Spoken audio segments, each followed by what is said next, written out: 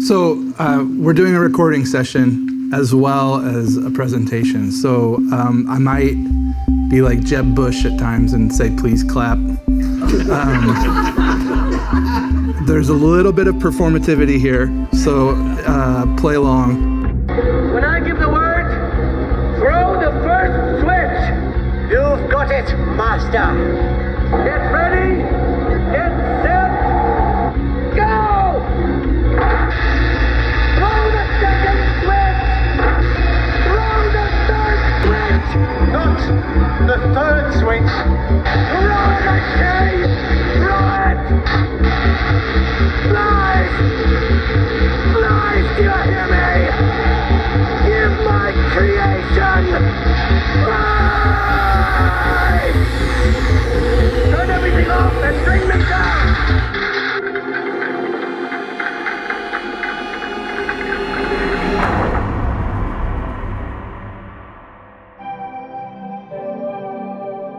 Alive! It's alive! It's alive! Hello there. I'm going to set you free. I'm John Totten, and this is Between Us.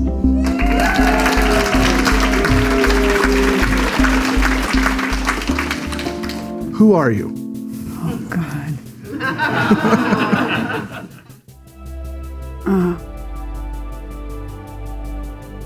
Boy.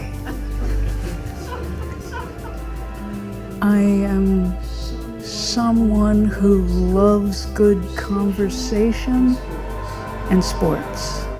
In the fall of 2023, the International Forum for Psychoanalytic Education invited me to Pasadena, California, to do a live episode for their conference. And that's what you're hearing today. The theme of the conference was the question, but is it psychoanalytic? They also invited me to give my own presentation that morning on the podcast itself and how it had become a sort of psychoanalytic education for myself and others. In deference to our guest, I'm not including that presentation on this episode.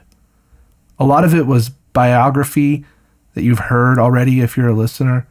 The important part is that along my circuitous journey from a music kid in the South during the 90s to becoming a Seattle psychotherapist, there have been many lucky mistakes that have led me to your ears right now. Everything from choosing my own therapist of 13 years, Lane Gerber, off a list of referrals, to decide at the last minute not to enter a doctoral program, to guests like Bob Stolorow agreeing to be on our show in that first season, to our guests last season, Brian Nichols and Medria Connolly, teaching me about the writings of today's guest. It sometimes feels, in retrospect, like the random parts of my life and my story are so in fact unified that they must be observed both in wide angle and close up to be fully understood. For example, I never thought that this podcast would be my contribution to the field that it has become. I never thought when becoming a psychotherapist that something having to do with making sound and audio would be useful. I never thought that in spite the fact that every member of my paternal family that I can think of is a musician, and my grandfather, a furniture salesman, moonlit as an AM gospel radio DJ. A unified pattern that is larger than the sum of its individual components. This is what gestalt therapy is concerned with. Central to the conference theme was our guest's bimodality, having one foot in the door of psychoanalysis and one foot in the door of gestalt. If you aren't in the field, it might help to know what gestalt is, so I'll give it a try. Gestalt therapy is a school of thought developed by German psychiatrist Fritz Perls and his wife Laura that focuses more on immediate and present moment experience in the treatment room than it does on past memories or unconscious links. If there ends up being something else in this conversation that doesn't get explained, I'm sorry, but that's because I think what you're going to hear is a pretty organic and intimate conversation between colleagues who have a lot of mutual respect for each other. So with that being said, here is Between Us, live from Pasadena.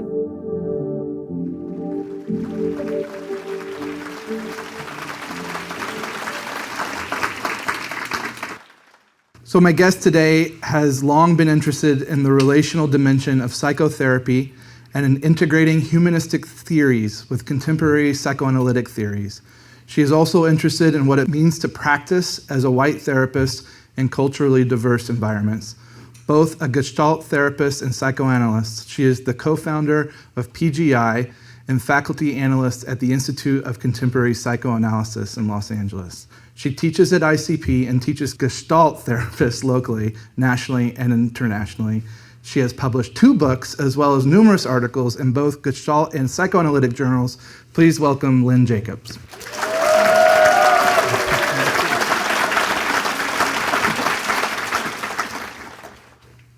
What brought you into your career? The love of good conversation, absolutely. I was going to grow up and be a high school history teacher because I wanted to be the kind of teacher that kids could come and talk to, and I didn't know there was a field called psychotherapy, despite being raised by a physician, mind you. And then in college, partway through, I discovered this thing called psychotherapy when I was asked to organize an orientation at this very large university, and I asked if I could do a black-white conversations weekend back in 1969, and they said yes.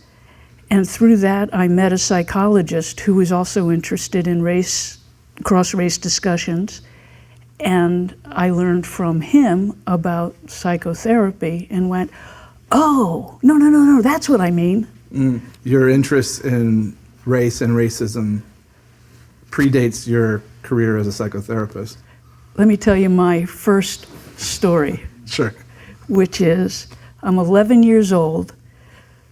President Kennedy, whom I admired, was president. It was 1961. I couldn't stand that we would say the Pledge of Allegiance and the last line was with liberty and justice for all. So I wrote President Kennedy and I said, I'm not going to say it anymore until blacks can vote in the South. I was in a borderline state. So I said, that's what I wrote him. So I was 11 years old. That was my first action, my first activist action. I think, we are from different generations, and my father was around your age at the same time, and he was living in Tennessee. And his story is much different than that. His story is when JFK was assassinated, his uncles chiming in with all kinds of cheers, particularly in regards to his relationship to the black community. Right. And my dad, it kind of propelled him to raise us in a specific way where we were taken to black churches growing up. Wow.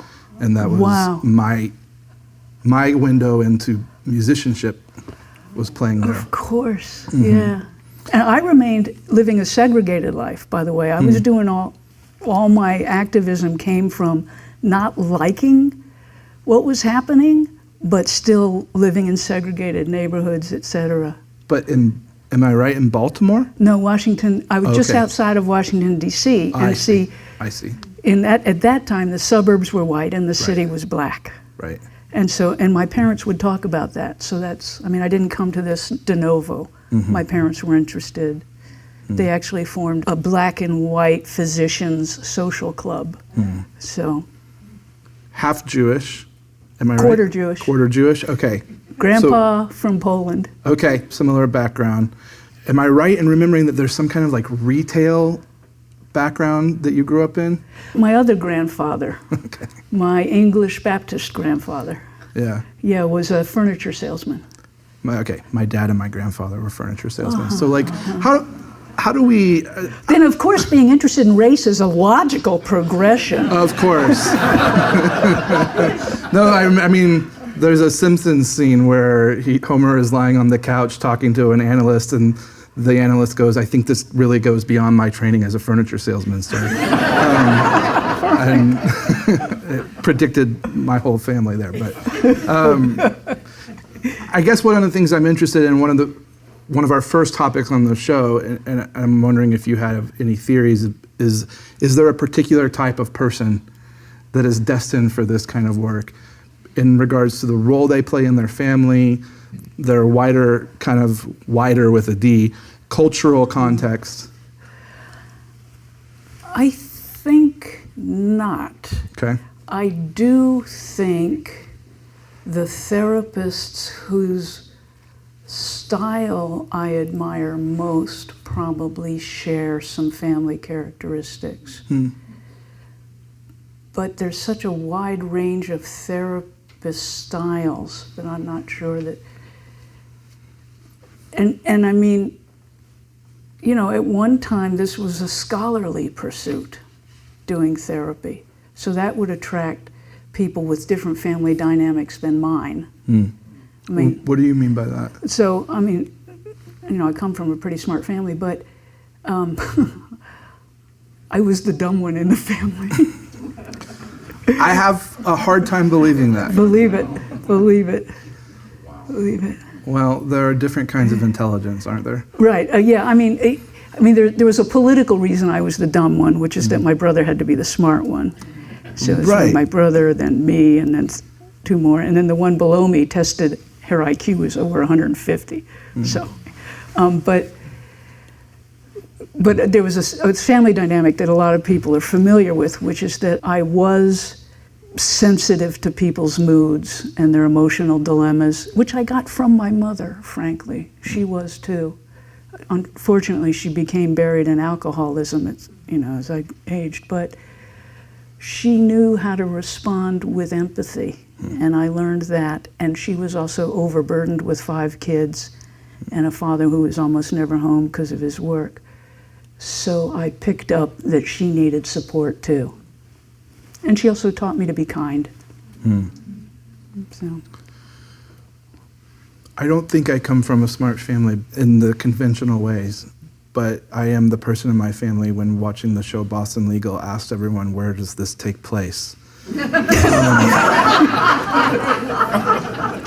There are clearly different... I just had a moment of going, well, where did it take place? Peas in a pod. Peas in a pod.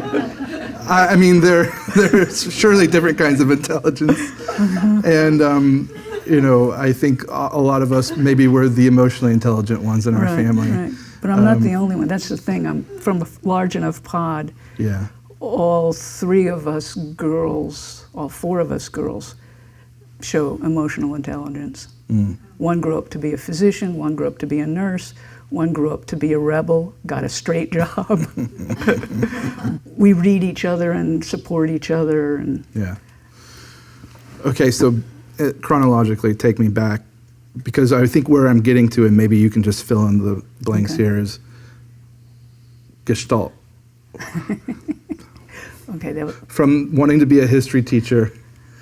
the kind that kids want to talk to. The kind that kids want to talk to, Right. which is very specific. We all know that person. Right. To becoming identified with gestalt as a loyalty. Yeah, that's pretty easy, which is that when I was in college and found out about this thing called psychotherapy, and my psychologist, by this time boyfriend, brought home the book by Fritz Perls, Gestalt Therapy, verbatim, and he said, I think you'll really like this book. And I read it and went person to person, not transference gobbledygook, not recessiveness, but person to person. I was schizoid enough, isolated enough emotionally, that I knew instinctively I needed person to person therapeutic conversation. So that started me. I was by then late junior year. So I knew I was going to go on to graduate school and hopefully find a Gestalt therapist to work with, which I did, and then went on and became a Gestalt therapist. Lynne writes, in my own Gestalt therapy, which lasted several years and brought me to life, I had sensed deeply that something that was occurring in the relationship, something that I could not pick out in a particular moment of contact, was gradually helping me out of my imprisonment of isolation. I remember one particularly moving and poignant session about 4 years into therapy. I confessed to my therapist shyly and with great trepidation that I was not really coming to therapy to do therapy. I was willing, of course, to look at myself, do experiments, notice my feelings, and so forth, but truth be told, I was really there just because I wanted to be in my therapist's presence. I just needed to hang around him, to breathe the same air he was breathing. Luckily for me, my therapist, a man of wonderful, open, and steady presence, did not confront me on wanting to regress or merge or be confluent to avoid responsibility. Instead, he merely smiled softly with great warmth and said, "Yeah, yes." Am I blushing? Yeah, that was my first Gestalt therapist. Yeah. He's now my co-founder of the Pacific Gestalt Institute. Really? Yep. This is my own experience of working with an existential psychotherapist. We interviewed Lynne Gerber on the show. I would say over 13 years of working with Lynne, what I found to be most useful is that he provided me with a sort of presence that opened me up to exploration. Yeah. I found him to be incredibly safe and warm in a way that let me do most of the work. It's not something I've spoken about on the podcast yet, but in the spring of this year, Lynne passed away. He knew it was coming, and we ended together a few months prior. This is also an experience that you have had, albeit suddenly, with a different analyst that you work with, Daphne Stolorow. Stolorow. Yeah. But yeah, we both know what it's like to lose somebody that cannot be replaced. Yeah, and a difficult topic. I have been thinking about it for about 6 months now. Your experience of it was more sudden than mine. Can you talk a little bit about your experience of losing Daphne in the midst of your analysis? Yeah, I can. The way I was attached to her was slightly different from Gary, in that Gary is the Gestalt therapist, is that I felt like I was more on life support connected to her as the machine. Sorry, Daphne, I didn't mean to call you a machine. But the idea was that being around her was actually breathing life into me, repeatedly, desperately trying to find my way to being able to live myself. It sounds more dramatic than I felt it most days, but I had just turned the corner in our analysis. It was in the last of the third year of our analysis, where I had the sense, I don't need her anymore to keep me vitalized. Vitalized is a better word than alive, I guess. I don't need her anymore to keep me vitalized. My sense of vitality is now something that's mine. And just after that, she died. If she had died before I hit that mark, I can't promise I would be alive today. I can't promise that. I assume I would, but it would be a close one. That's how powerful it was for me. And I was just a wreck for the next several months in analysis with a next analyst named Bernie Brickman, who then halfway through our analysis fell, hit his head, and it was months of us slogging together with him not functioning well as my analyst and me fighting to have him return to analytic competence. And then we had another 5 years that was fantastic. But he just had to sit with me, just crying my way through the first several months. It was certainly the most awful loss I have suffered, because she was the air that I was breathing. Same sort of metaphor.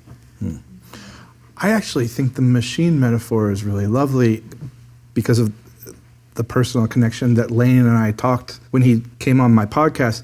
He told me 2 years before he passed away that he was going to take a break for cancer treatment, and I thought, I need to record something. And so we did. It was in the pandemic, and it was over the phone, unfortunately, but it was still one of the things that we talked about in that interview is both of our feelings about doing this work being connected to wanting to be useful I never asked him much about his own life in our sessions because it was such a good fit in terms of I wanted to use him and he wanted to be useful. Yeah, and it's yeah. also the way I feel towards my patients. Right, right. There's nothing like being well used by a patient. Yes, exactly. It is the most gratifying thing. Yes. Yeah. I think it's really lovely that you had reached that marker with her is also feeling similar to the way that Lane and That I... you got. He went in and out of chemo, or I don't know what the actual treatment was because I didn't ask him about his life, but he went in And and out that's of... the difference between you and me. Daphne wouldn't say much, but it didn't stop me from asking. Well, you didn't have a podcast because then when he came on, it was, Right, tell then me about... then you got to. Right. Please tell me about being at University of Chicago when Kohut and Rogers were there, and tell me about all these stories. But he went in and out of treatment, and there were times where it was really a slog. I wasn't going to bring up ending, and he finally did. And I was worried about that last session. He came to the session, he was the most lucid he had been in years, and we talked for 2 hours. Oh, wow. But he gave you the gift of that last session. I came up to the kitchen in tears because I said to my wife, I wasn't expecting it to be so rich. I want to say intimate? Yes. Yeah. Yes. And so it really felt like there was a closure there that we both knew what was coming. Yeah, I Yeah. didn't get that closure. No. Quite a thing to process. And she is someone who certainly in her husband's work has had a ripple effect through you and him. And Right. I do consider myself an intersubjectively oriented analyst. If I have to have the label, that would be it. Okay, well that is a great segue because your experience identified as a gestalt therapist in the world of psychoanalysis. What has that been like? It's interesting. So when I first decided after having met Bob Stolorow that I was interested in talking to other analysts, but the only way you can talk to analysts is if you become one, at least at that time. So I had to go try to become an analyst because I wanted to have, when I said gestalt therapy, by the way, his eyes would glaze over. I was in supervision with him for some period of time before I was in analysis with Daphne. His eyes would glaze over, so I stopped doing it. But I decided I wanted to go train to become an analyst. ICP wasn't open at the time. I interviewed at what was a place called Southern California Psychoanalytic Institute, where actually Daphne's analyst was, I think, Dean of Admissions. I interviewed with him, and he said, "You'd be a perfect candidate for us, but you have to find a way to talk about all of these professional achievements that you have in the Gestalt world without using the word Gestalt." So I went, not likely to happen. Because it was an immediate turnoff? Turnoff, Yeah. right. So 6 months later, ICP opens. That same guy calls me back and says, "I'm Dean of Admissions at ICP. And you know what I said to you about hiding your background? Forget it." He said, basically, write your story. By then, Daphne had died, so instead of writing my background, I just wrote the story of what that was like, actually, and still got in. So then, when they were assigning students, and this is a part where I'm going to brag for a minute, they were assigning all these people to the first year class or to a starting advanced class at this brand new institute, because we had refugees from other institutes coming to ICP. Because of its reputation, it's going to be this more freewheeling institute, which is true.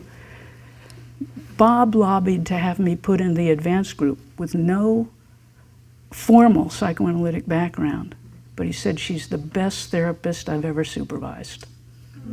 So I got into that second class where there were people from object relations, Kleinian, and self-psychology backgrounds.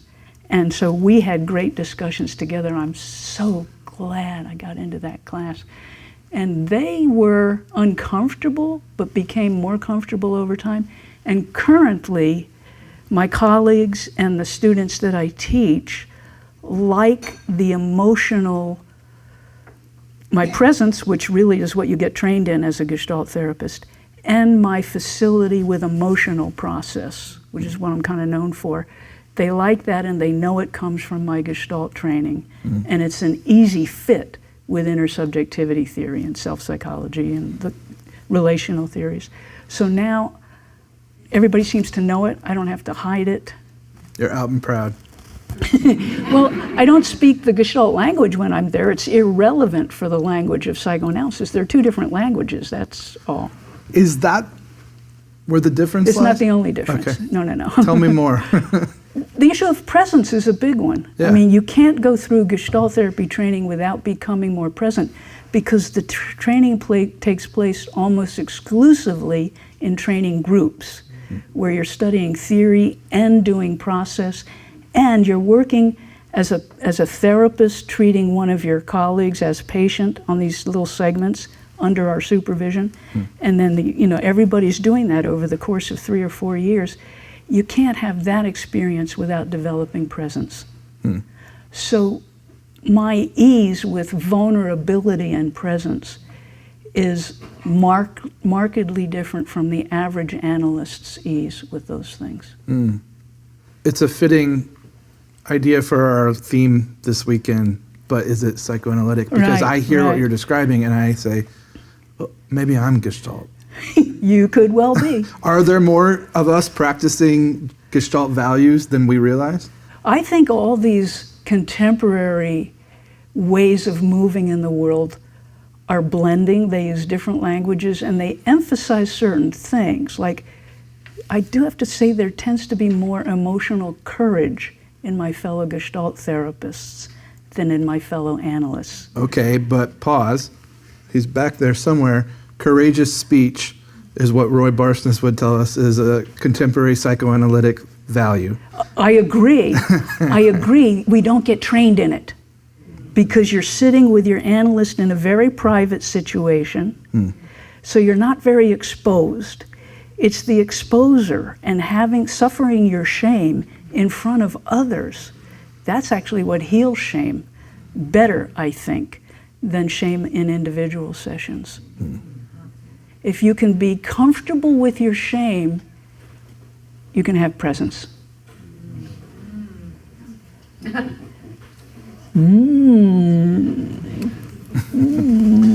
makes it sound like the person in the therapist position needs to be comfortable with this. Yes, yes, and it's also what you need if you're going to work across race well. Yeah.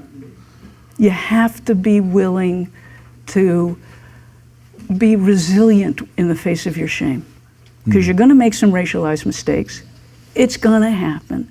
And if you're white, that's like the biggest sin right now. Even though it's going to happen, it shouldn't be that big a sin. What, not making mistakes? Or making Racialized mistakes. So you got to be able to, what I call, take your shame. This is where my schizoid self comes in handy.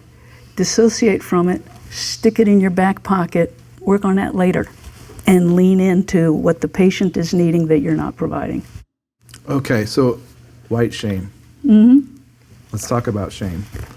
The first time I think I was introduced to your idea was talking with Brian and Medria on our show about the psychological case for reparations. And this was where I heard this idea that white people need to learn to love white guilt white and shame. Right, right. Your guilt tells you about your power and how well or poorly you're using it, right? I mean, if you can't access your guilt, you don't realize the power differential you're sitting in as a white person. So that's why you got to be resilient in the face of that. Just accept it. And then the shame, if you can't feel, if you have to push away shame, you're pushing away vulnerability and the most human connection. So we have to, instead of treating our shame like it's a sign that we're defective, recognize it as a moment of vulnerability in a kind of impaired human connection of the moment, and work on repair. Okay. And I say learn to love it because I do feel most human at those moments. I mean, I've theorized, I don't think it's profound, it's the reason for everything. We cannot handle our shame. Right. We cannot handle thinking about our shame. We Right. want to suppress or deny. Right. And that leads us to, go to Trump rallies and yell Right. at journalists or Right. whatever. Or it leads us to avoid saying the scary things to say to our patients. Tell me more, because you write about confrontation, and I want to ask you. Yeah, no, I wasn't More. thinking about confrontation right then. I was just thinking that moment when my patient and I, let's say patient's fairly new, we're racially different, and I have an idea that we got to talk about our racial difference. And I'm going to break the ice. And I don't know if I'm doing it at the right moment. And I'm risking my shame and the patient's shame. I've often advocated for bringing it up in the consultation. And it's something I do. You mean the first consultation? Or? Yes, Yeah, okay. it's something I do when I have a patient of color in my office or my virtual office. I say, why me? Why a white guy? And I've almost wholesale had be a positive experience to ask that question, in that it's good for them to know I'm thinking about it. This is because you're younger. Okay. So everybody's I'm open getting to older. it. Yes, but you're still younger. Okay. And so, no, I'm not saying that's inexperience. What I'm saying is you're treating a different generation. When I first started working, there wasn't this ease at recognizing race. By the way, for us. Yes, yes, white definitely, people, it yes, was for the not white easy. people, especially to initiate it, right? Because my first experiences were playing music in a church and the drummer saying, you don't sound like a white guy. Right, right, And it's like, oh yeah, we can have that conversation. right. So. Yeah, I understand that. But white people don't do it great. Right.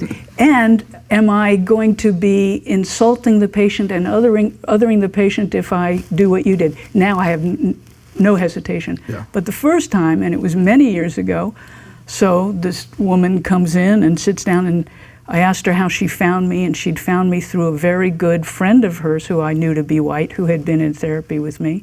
And she still didn't say anything, and I didn't say anything for about 3 weeks. And these whole 3 weeks I'm thinking, am I being racist by wanting to bring it up? Am I being racist by not bringing it up?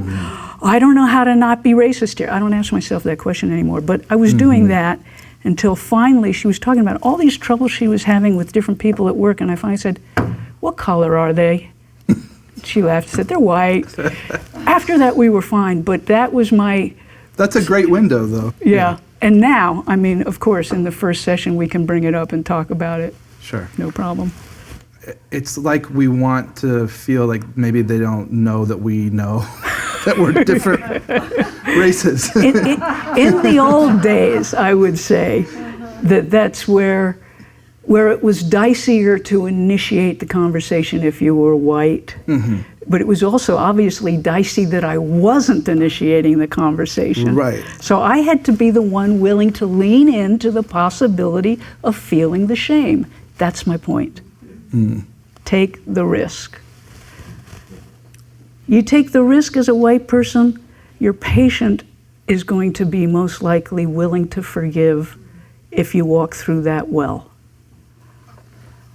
I don't think of myself as young, but I am You're younger online. than me. But I'm online enough to know that making fun of white people is really fun to do, and funny, and so there's a lot of good humor out there to make fun of us. And as I was reading your writing on learning to love lean into white shame, I was thinking this needs to be taught, and the fact that it needs to be taught means that we're really kind of dumb. No, and we're scared. We're not dumb, we're scared. We're smart to be scared. We're not smart that we don't want to cope with being scared.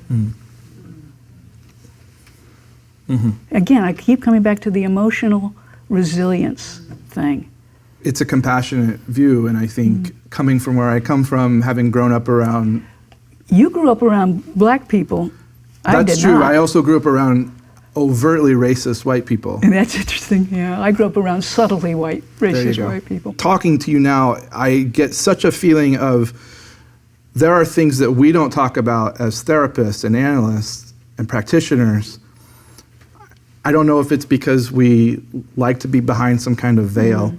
I find it refreshing to talk to you about your analysis and your relationship with Daphne and your relationship with your other practitioners. One of my experiences in doing this show is that it's hard for some of us to talk about our own personal experiences. Certainly not with Bob. He didn't have that problem, and it was one of the reasons his interview became a style guide for our show. Right. Yeah, that's interesting. Do you find that to be? I guess I do. I mean, I wrote up both the story of Daphne's death and you know what it cost me. It's in a book, 2 chapters in a book, and I also wrote up Bernie's head injury and what we went through, and he wrote up his side of the story, and that's in one of the psychoanalytic journals. But some of it for me is, boy, writing about my 2 analyses, even if the thing I was writing about was the 2 crises in them, allows me to be known from the inside out. And even though I felt pretty well known in some ways in the family, it seems to be a strong hunger of mine to not be judged by my accomplishments, things like that, but really to be known for both the suffering and resilient person I am. Do you feel any sense of conflict, internal or otherwise, about those stories being out there and also A patient seeing it? Yeah, exactly. Yeah, I do. Okay. I do. I prioritized my need to be known. Yeah. And I actually haven't heard from any patient I've seen in quite a while who has said to me that they've read my stories. So I don't know. And given the way we work, they would have told me. So I guess I'm seeing a whole cadre of patients who don't know my story.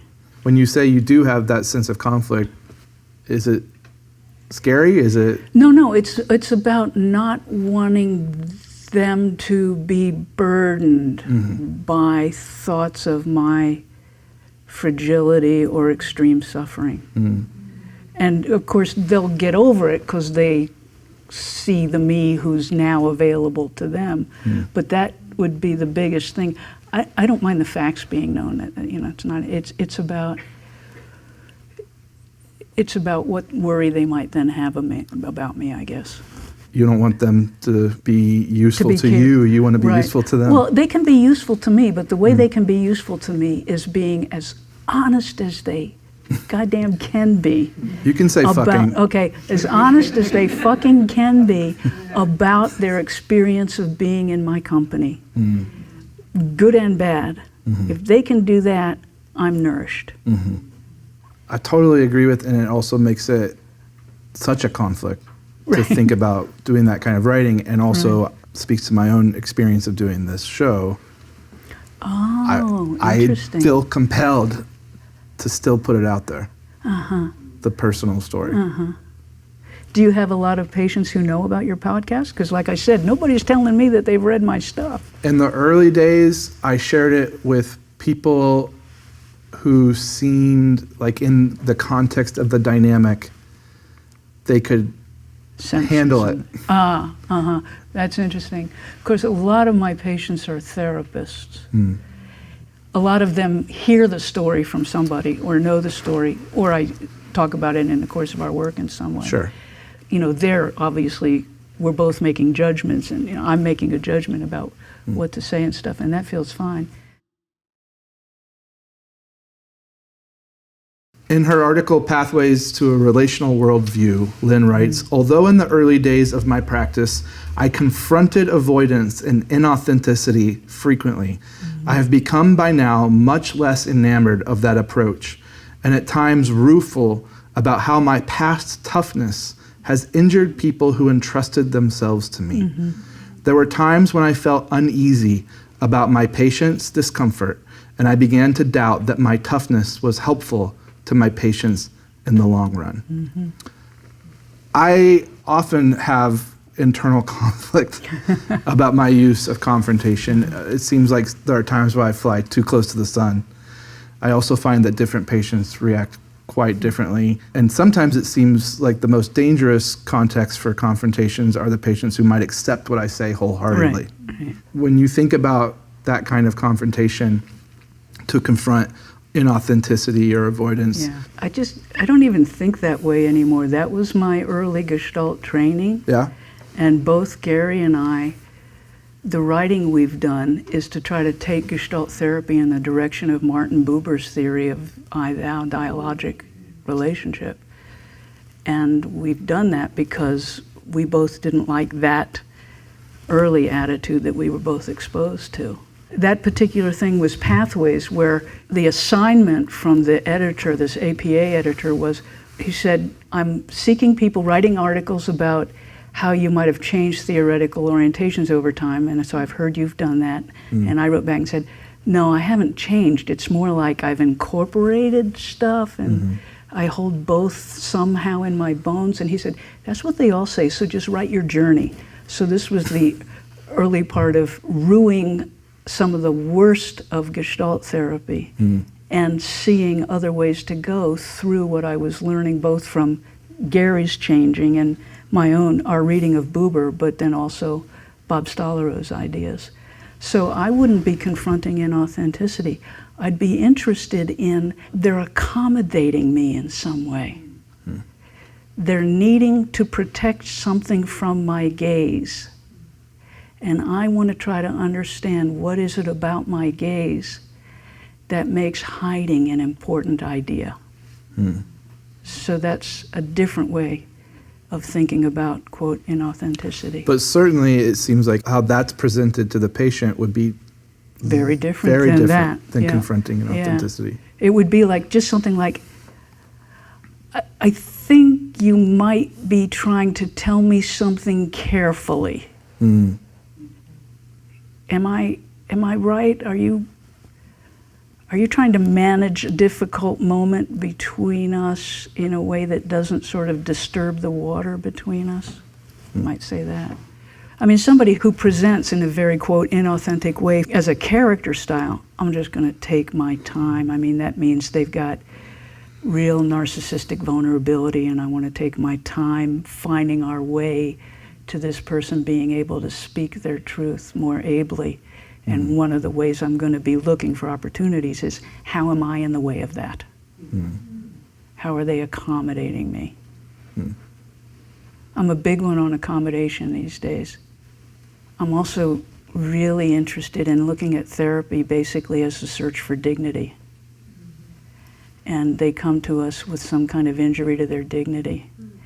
And the accommodation is some attempt to preserve some modicum of dignity in the face of having to reveal things that they're ashamed of or worry that I will shame them for. And then that seems very much in line with an I-thou stance. By the way, Martin Buber also claimed by several modalities. Yeah, including analysts. There are analysts who are quite influenced by Buber. Yeah. And so I want to backtrack a little bit, because I think we talked about your influence of analysis and Gestalt. What are some of the similarities? The kind of Gestalt therapy that Gary and I teach, the similarities are we're very interested in helping the patient to articulate their experience their way. Because Gestalt therapy is experientially focused, and it has a trust that if the patient is free to be aware of what matters to them in this next moment, in this emerging moment, their solutions will emerge. So my job is to create conditions in which they are free to know what they need to know to move into the next moment, which in our dialogue means that they're free to speak what they need to speak in order to move into the next moment.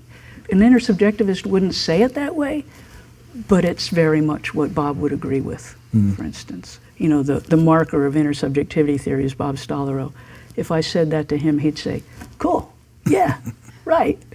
Teach me if this is inaccurate, but as you're talking about it, I'm thinking a question that I ask my patients all the time: what does that mean to you? Yes, I would say that's probably a pretty standard question in both cases. I mean, there is something about Gestalt therapy that's less, a difference is they're less interested in trying to make all the links between childhood developmental processes and what's happening here and now. We just sort of take the here and now. And if the patient's interested in fleshing it out, we'll follow them there. But it's less about trying to get an insight into the links as it is to have experiences and gain skill with their emotional process. So that creates a little bit of a different atmosphere in the room, I think. But yeah, the what does that mean to you? Yeah, or yeah, and, you know, to take it into the next sentence. Could be in either case, sure. Sure. Our last episode was with Anton Hart, who talks really eloquently about the radical openness. I'm still kind of riding a high from learning about the idea not of radical openness simply as identity or the connection between races or culture, but even in the words we choose being radically open, right? That not simply coming to someone who represents difference with an openness, but to think about something as specific as asking what comes to mind instead of the phrase, what's on your mind. Right. And yeah, what comes to mind feels natural to me. The other one does not. The what's on your mind doesn't. But Anton is also talking about an openness where he somewhat diminishes his own perspective sometimes. As I'm understanding a lecture I heard him give on it, there's a place where he and I would differ. I want to feel free to offer an opinion to the patient, and they can correct me or argue with me, that's fine, but I want to feel free to have that conversation. And I have the feeling that if a patient feels sure about something, Anton is more cautious about going, damn, I see it differently. You want to hear how I'm looking at it? I don't know that Anton would say that, whereas I might. Well, the philosophical difference that I associate with what you're describing is Levinas versus Buber. The idea of making space and that sacrificial kind of element, whereas I think of Buber as being like, we're both here. I actually think that read on Levinas, which I know a lot of people have, does a disservice to the way he would dialogue. Okay, teach me. I may be wrong, okay, because he's a hard guy to understand. But he's talking about people being above you, meaning, in a way, he's trying to say, I am not human if I'm not putting you above me, because if I don't put you above me, I will run you over in some way, okay? But I don't think he's saying you can't have a dialogue between two people with warring perspectives. As long as what matters to me more than my own injury is your injury. So if in the dialogue I'm trying to protect my injury, that's putting you below me. In the dialogue, if I'm trying to say, well, we can both be equally injured, that's more sort of Buberian. And for Levinas, it would be, well, wait, maybe I can put my injury aside and serve you. In so doing, Donna Orange and I got in an argument about this. Give us the dirt. Okay, yeah. So, because we were in a philosophy study group together. She really taught me how to think philosophically, most of which I've lost as I age. However, we used to argue about Levinas. One of my articles, I think I sent you, was where the dialogue with the homeless man. This homeless man sitting on a curb. I'm headed for lunch at work, busy time, and he wants money, and because he's got a wine bottle next to him, I won't give him the money, not because he shouldn't have it, but because of my life with my mother makes it, I just don't want to give money to somebody who's going to use it for booze. It's too painful for me. That's me putting me first. But I said, but I'm going in to get a sandwich. Can I get you something? He goes, well, what kind of sandwiches do they have? And I go, well, I don't know. I'm going to get this. They probably have, it's a deli. They probably have da-da-da-da-da. So he says, okay, I'll do the same, with you. And then, okay, so then he goes, what do you get on it? No, what do you get with it? And at this point I'm going, I don't know, coleslaw, French fries, I don't know. Coleslaw's fine. Okay, go a little further. And he does one more thing like that. Oh, what kind of bread? So I went through that with him. But by this time, I was so trained that we settled all that. I took one step more, and without even thinking, I turn around and go, toasted or plain? I kid you not. So, and we got in this argument about the Levinasian position, which is she would say you'd want to give to that man with no expectation of return from him. And I said, absolutely, no expectation of return. But if I don't see him as capable of reciprocity, I'm denying his dignity. She said, if you're thinking of him as capable, then you're not according him that he's, above you. And we used to fight about this. And then one day she finally went, of course. You're not asking him to do it. You're just recognizing him as a potential. Yeah. And as long as a human being is living and breathing, they have a potential. So this is I can't help but bring it back to race, because you describe it. Because you and I can do that for hours. You describe it consistently like someone who has thought about cross-racial relationships. Mm-hmm. That if I am meeting with a person of color with some idea that they're not capable, right, I'm doing it wrong. You betcha. Right. But putting someone above you is not the same thing as not. Well, this was the argument we had, and now Donna agrees. Of course, if you don't see the potential, you're still not seeing the human. And she would be eloquent in helping you understand better what it means to put someone above you. I can't. She'll have to come on the show and give her side of the story. She might enjoy being interviewed for this. Seriously. What are the aesthetics of presence? Okay. And what a lovely phrase. You need access to the movement of emotional process. You could say access to your embodiment as well. The aesthetic is that when you're engaged with someone where you are present and they are present, you're probably more vitalized than at most other moments in your life. This is why I love intimate conversation. I feel so fucking alive. I mean, I'm feeling really alive with us doing this. Yeah, me too. So, that's the title of the episode. I feel so fucking alive. Great. I'm going to sound like a very erudite analyst. It's so nice to talk to you. I have warm associations even before we met. Thank you so much for being on the show. I like very much what we've done together in front of these people. I know, it's new territory for me, and I'm glad that we got to explore it together. Yeah. Lynne Jacobs.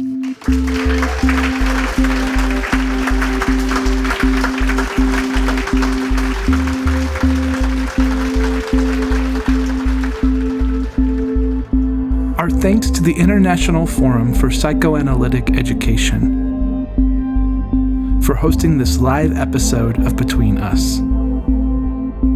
And to our guest, Lynne Jacobs. Between Us is produced by myself, John Totten, and Mason Neely, who also composes our music. This episode was engineered and co-edited by Ian Knippel. Our research assistant is Rose Bergdahl. Find the show where you find podcasts and subscribe. And if you like it, leave a review. And until next time, take care.